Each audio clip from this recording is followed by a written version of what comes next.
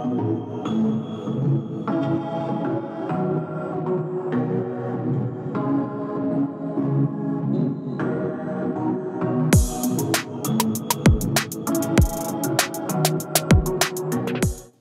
Jabronis, Jabroni Mike here, and I am ready to just kick shit off in 2019 by wrapping up everything that was kind of really shitty about 2018 as far as wrestling goes.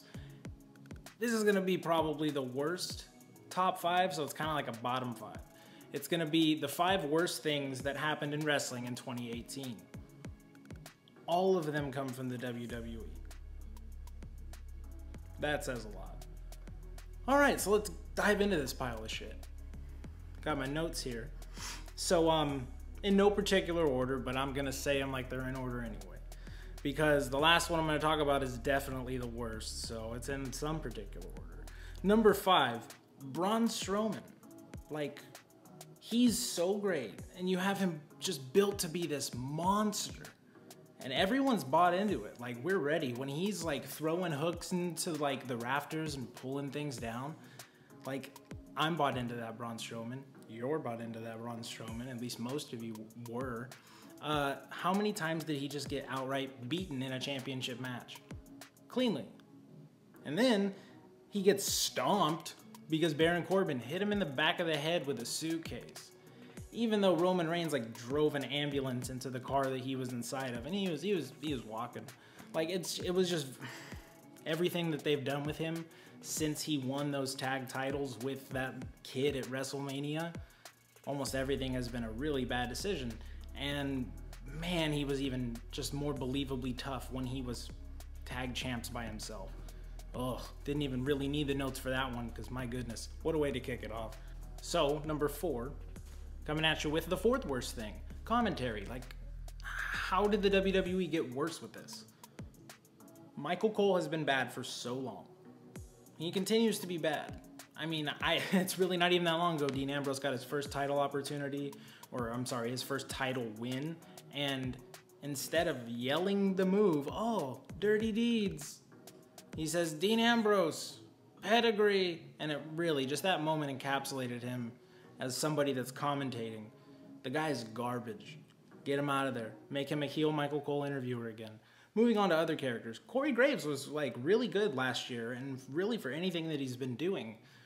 Until this year, where he just kind of became like a JBL clone.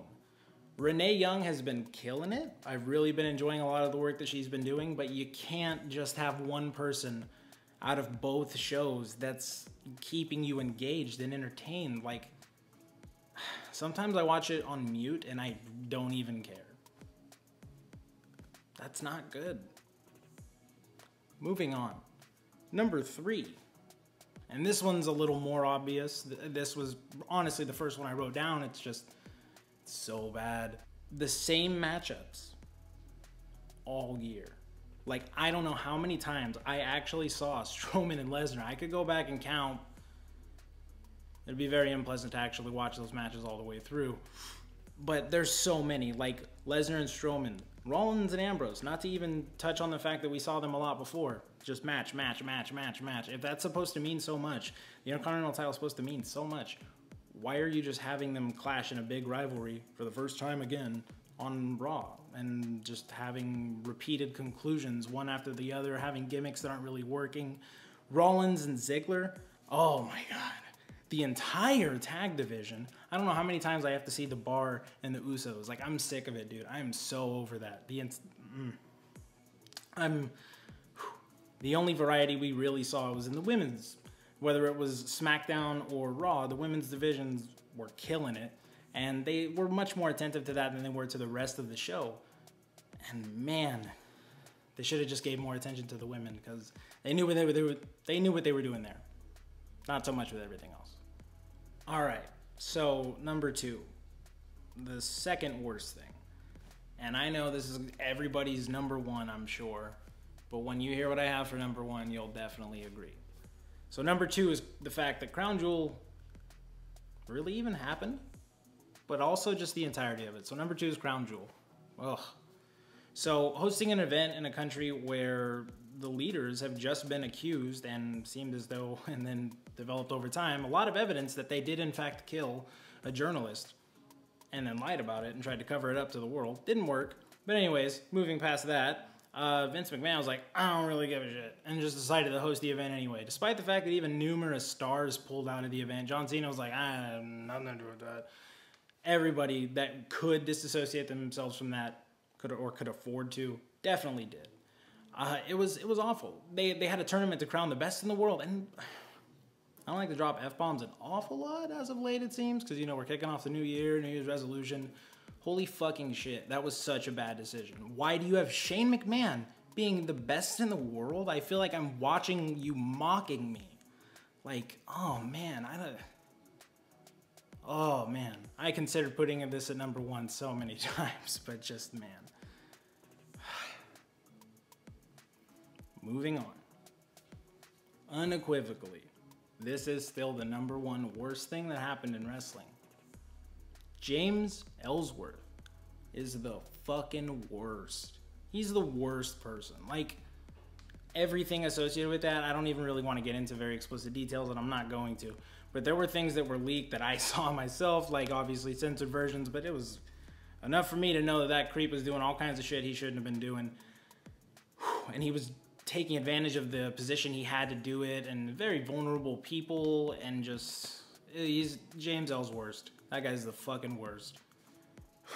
Not even gonna give him very much spotlight. Not giving him any picture popping up either side. Nothing's happening. So guys, those were the 5 worst things that happened in wrestling. I know one omission that is definitely gonna be brought up, or at least thought of. Roman Reigns is not gonna be included on this list because that just is really outside the scope of everything. I feel like putting that on a list is extremely disrespectful, to be truthful. Cancer is something that affects a lot of people. We wish him the best of luck. I've had personal experience with things like that in my life, personal loss. Just sending good vibes out that guy's way. Rooting for you, buddy. And thanks for sticking through the worst 5 things that happened, all in WWE. But the 5 worst things that happened in wrestling in 2018. Thanks for taking a stroll down Jabroni Drive with me, guys. See you next time.